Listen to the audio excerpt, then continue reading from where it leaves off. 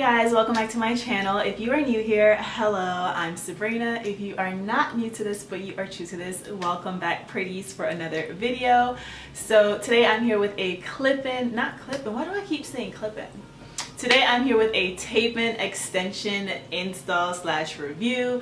Now, if y'all know tape-ins has been like the move lately, and I get it. I see why the girlies are going crazy over it. So in this tutorial, I'm going to show you guys how to install these tape-in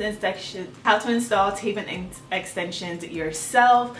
And with the install that I did, you're able to do it in like a half up, half down style, a high ponytail style, and of course, it's so versatile. You can honestly do anything with it.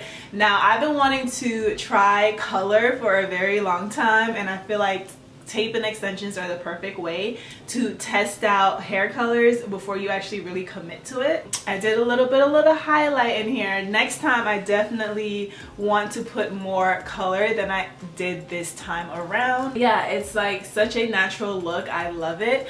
So if you're interested in learning how to possibly do tape-in extension yourself, because the cost of the hair plus the install process at a salon can be quite pricey. So first and foremost, I want to shout out Amazing Beauty Hair for sponsoring today's video. So I did get 4 different sets of clip-ins. I got 3 of their jet black clip-ins in 20 inches, and then I got 1 of their R4 427 in 20 inches as well. I'll have all of the information, all of the links to the hair down below, as well as any coupon codes that I have for you guys. So if you're thinking about doing tape-in extensions yourself, then I hope this tutorial helps you. Definitely give it a thumbs up if it did, and let's go ahead and get into it.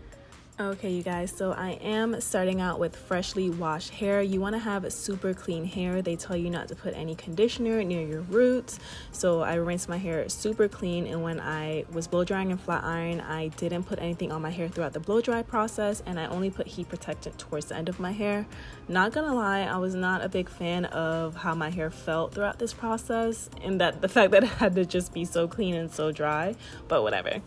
So as you can see here, I am parting out the perimeter of my hair, and this is what is going to hide all of your tape-ins to make sure you can have a versatile style, have a ponytail, half up, half down, whatever you decide to do.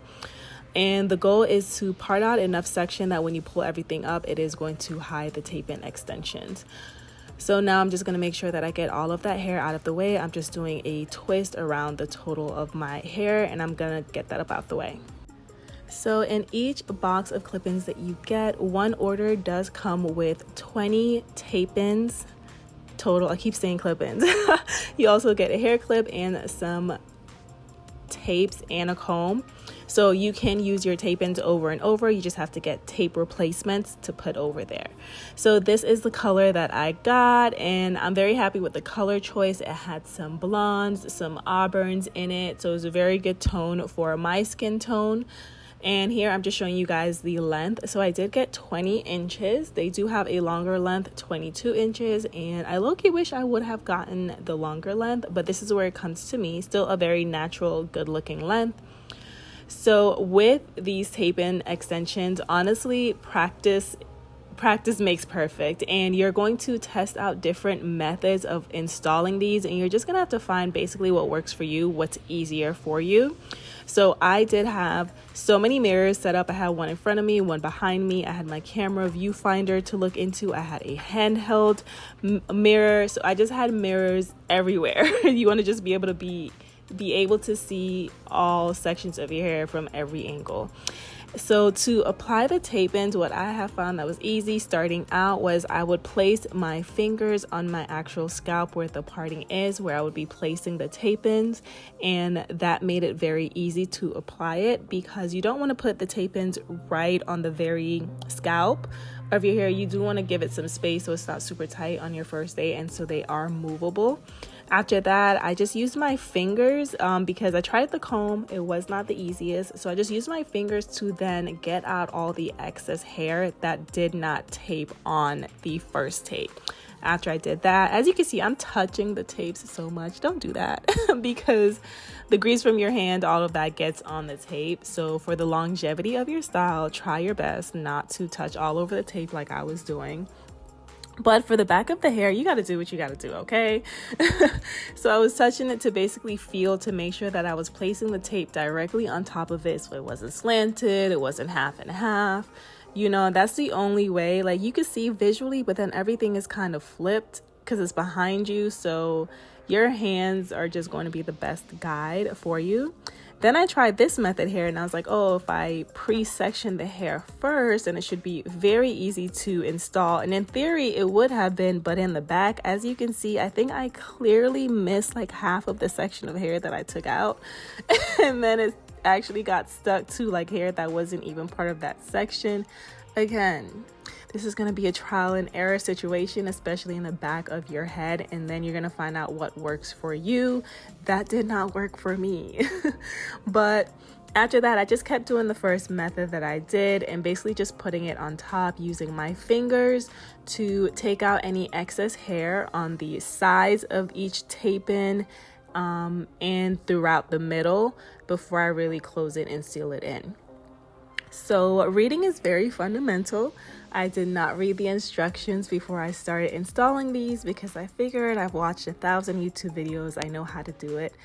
These specific tape-ins does tell you to hit your tape-ins once it's sealed. So basically the sandwich with a hot tool to like seal it in more. I didn't do it this time around, but I will say next tape-in extension, I definitely will do that to seal it in.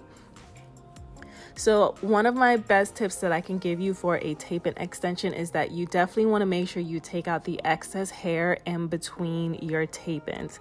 If there's too much hair in your tape-ins, then the sandwich won't be able to seal properly and you will have loose tape-ins going on in your hair.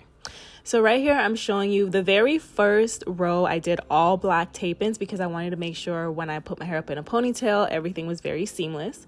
And then all of the rows after that is when I started incorporating my color. Obviously, if you're using the same color throughout, you don't have to really pay attention to this.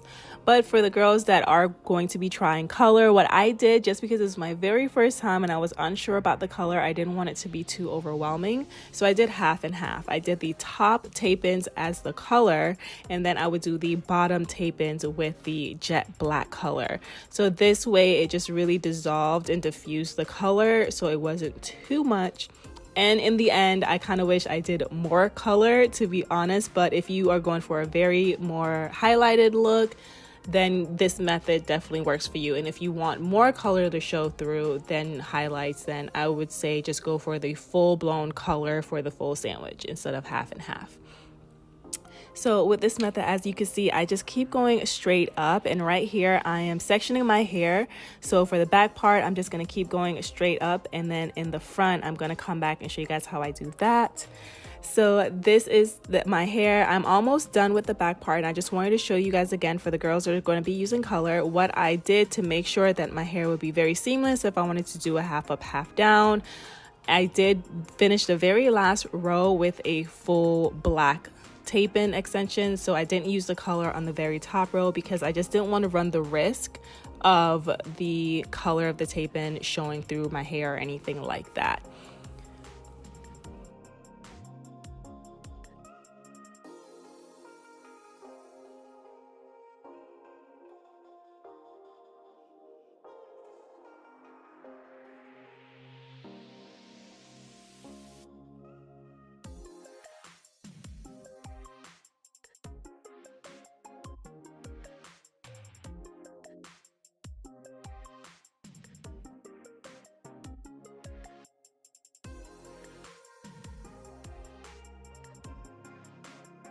So when you come to the front of your hair, that section is very important, especially if you want to do ponytails, because you want to make sure that it's going to lay super flat in the front and it's not going to be bulky or anything like that. So for the front of the hair, I am going to take out my leave out because it was getting in the way. And after I take that out, I am going to do my parts slanted. So when you do your parts slanted, that makes sure that it can go up in like a high ponytail towards the back. If you do it going straight across like a regular part, you will literally have to put your hair in a super high ponytail. If you're going for that look, go ahead. If you just want a normal ponytail, make sure that your parts are slanted, because you want to think of the way that the tape-ins are going to lift up. So right here, I'm just making sure that with my very first part, you're not going to be able to see the tape-ins once you lift it up, but I miscalculated that I was going to use some of that hair in that section to go in between the tape-ins. So you still kind of can see it a little bit. Maybe I guess like once my roots started sweating and it gets more volume, you don't really see it, but initially you'll see towards the end, you can kind of see the tape-ins. So when it comes to the front, pay attention to that. Make sure you definitely have enough hair left out or in the front before your tape-ins, especially towards the very front of your hair, to make sure that it's covered. And yeah, it's the same process. I just wanted to make sure that you guys saw how I was parting my hair and that it's slanted and not just a straight back part, because that is going to determine how your ponytail, how your ponytail looks. So I'm just going to keep installing this all around. And then after I finished the install, I did curl the hair. Now, again, the flat iron that I was using was not the best. My hair had so much texture in this video because my flat iron broke the day of. I ran out and just got a flat iron for the moment. I thought it was going to be good, but it was not. My hair still had so much texture, and I was a little bit worried that it wasn't going to blend because my hair wasn't silked out to the max that I know that it could be silked out. But in the end, it all came together, especially after I curled it. And you guys will be able to see in the curling process, this flat iron gave nothing. It gave no effort. It did not want to be here. It did not want to participate. And it was on 450 degrees. I took it back. I definitely took it back. And I went and re-upped on my good old faithful flat iron that I always use. So I'm really excited to do this install again with like truly fresh silked out hair and then doing the install, because I know it's going to look amazing. But even so, the end result, beautiful. I loved it.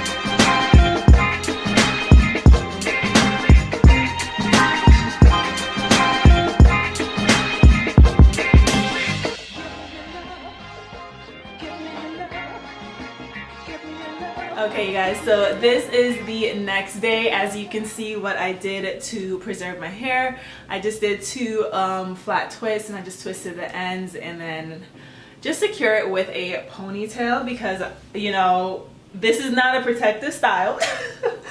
It's not a protective style. So all of your hair is out, so I still wanted to make sure that, you know, my hair is protected throughout this style and I don't have to put heat on it every day. There are a few roller options that I actually want to try while I have this hair. Yeah, but this is the final product. I absolutely love it. It looks so natural. I was a little bit concerned with the texture matching because this is Remy hair. So it is on the silkier side, but yeah, I'm loving the blend of it. I'm loving the extra length that I get, and I just love that it looks so natural. Yeah, I'm loving the peekaboo colors. So on a scale of 1 to 10, I would say installing these were actually not that hard. They really weren't. It didn't take me too long to actually do the install process. I didn't time it, but honestly I would say probably an hour, maybe even 2 hours. I'm not really sure, but I thought it would have taken me a lot longer to install it. So install process is not super complicated at all. You just have to definitely have mirrors. I had a mirror over here. I had a mirror behind me, and then I had my viewfinder on my camera that I was looking at through this mirror that was behind me. So that made it easier. So yeah, if you're gonna do this yourself, you're going to need multiple mirrors. That's gonna make it a lot easier for you. But other than that, the install process is not that difficult, so you can do it yourself if you want to try. You know, you might take a few mix match tape-ins like I did to get it, but eventually you will get it down packed. As you can see, the front of your hair is a lot easier than the back, but yeah. So I love these. I low-key wish I would have gotten their 22 inches. This is a 20 inches. Still gave me, you know, some length. Okay guys, so let me know if you guys enjoy this tutorial. Let me know if you are liking this new look. Let me know if you tried tape-in extensions. What are your experiences with it? Again, all of the links to this hair will be in the description box, so check that out. Again, thank you to Amazing Beauty Hair for sponsoring today's video, and until next time, bye guys.